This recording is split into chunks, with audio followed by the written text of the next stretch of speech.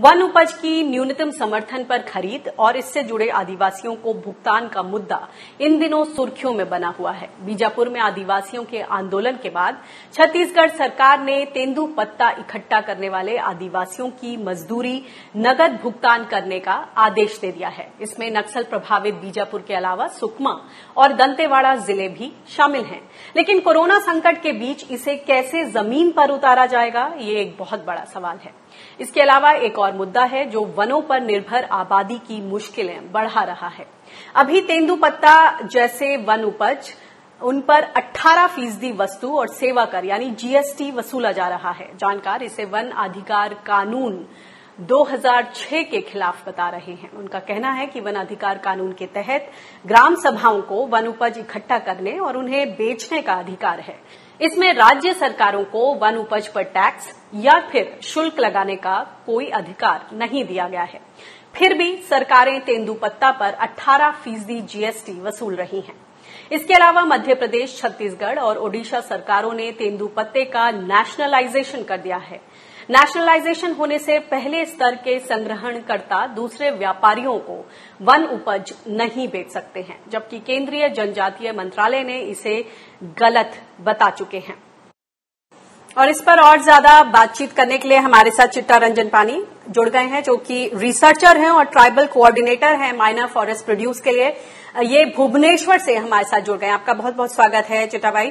ये बताएं कि ये तेंदुपत्ते को लेकर जिस तरह का विरोध प्रदर्शन किया किसानों ने छत्तीसगढ़ में, ट्राइबल किसानों ने, और अब बोला गया कुछ 3 इलाकों में, दांतेवाड़ा, सुकमा में और बीजापुर में, कि इनको नगद भुगतान कर दिया जाएगा, क्योंकि यहां पर लोग काफी लंबे समय से डीबीटी का विरोध कर रहे थे, चाहते थे कि उनके हाथ में सीधे पैसे मिले।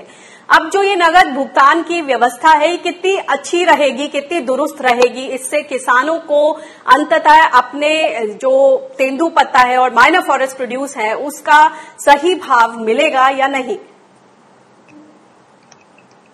Thank you. देखिए कि ये जो डायरेक्ट बैंक ट्रांसपोर्ट सिस्टम है, ये तो एक बहुत ही अच्छा सिस्टम है, क्योंकि उस पे आपको पता चलेगा कि किसके पास, किसके अकाउंट में कितना पैसा गया है।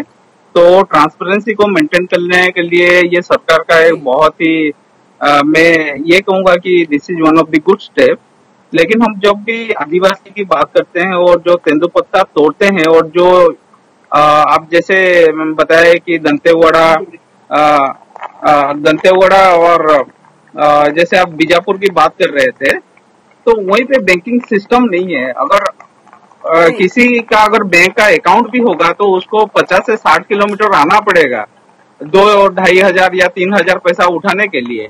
तो डायरेक्ट बैंक ट्रांसफर से तो एक तरफ से आप ट्रांसपेरेंसी और करप्शन को आप रोक सकते हैं, लेकिन अभी जो कोरोना का टाइम है और जैसे बहुत सारे आदिवासियों के पास बैंक के खाता नहीं है, तो अगर आए तो क्या करेंगे? और आप और एक चीज आप देख सकते हैं कि जो भी आदिवासी इलाका है, तो वहाँ पे जो ब्रांचेस है, स्टेट बैंक ऑफ इंडिया का हो या और कोई भी दूसरे बैंक का हो, तो वहाँ से 1 लाख या 2 लाख से ज्यादा पैसा आप उठा भी नहीं पाएंगे।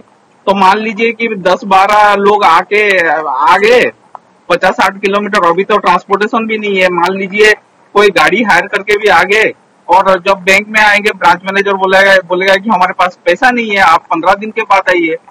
तो ये बहुत बड़ी दिक्कत की बात होता है जब हम डायरेक्ट बैंक ट्रांसफर की बात करते हैं। ऐसे में जब सरकार ने इन 3 जगहों पर नगद भुगतान करने का आश्वासन दे दिया है, अब इसमें किस तरह की दिक्कतें आप देखते हैं? क्या बैंक मित्रों की सुविधा है कि इन लोगों के घर के डोर स्टेप पर इनके हाथ में रुपए मिल जाएं? एक तरफ सरकार बोस्ट कर रही है कि हमने बहुत ज्यादा अच्छा प्रोक्योरमेंट किया है, छत्तीसगढ़ पहले नंबर पर है, ओडिशा दूसरे नंबर पर है, लेकिन अगर प्रोक्योरमेंट के पैसे ही इनके हाथ में ना आ पाए तो फिर उसका क्या फायदा?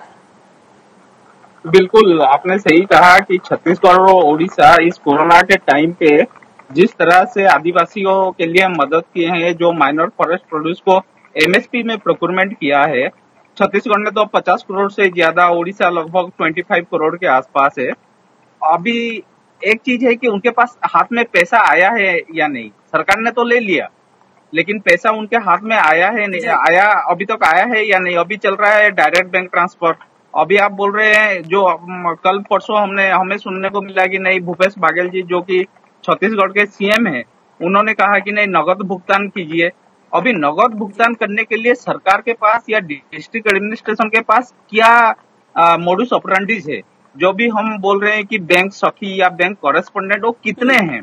जैसे मैंने बताया कि एक गांव ऐसा है बीजापुर में जो 60 किलोमीटर उसको आना पड़ेगा, उनके गांव लोगों को आना पड़ेगा बैंक से पैसा विड्रॉ करने के लिए। तो जो बीजापुर में उनका ब्रांचेस है, बीजापुर का जो बैंक सखी है या बैंक कॉरेस्पोंडेंस है, क्या वो 60 किलोमीटर अंदर जाके उन लोगों को पैसा देके आ पाएगा? तो ये एक दिक्कत है जो bank direct bank transport system में। और नगद भुगतान में एक चीज ये हो सकता है, तो इनको वीड आउट करने पड़ेगा जी।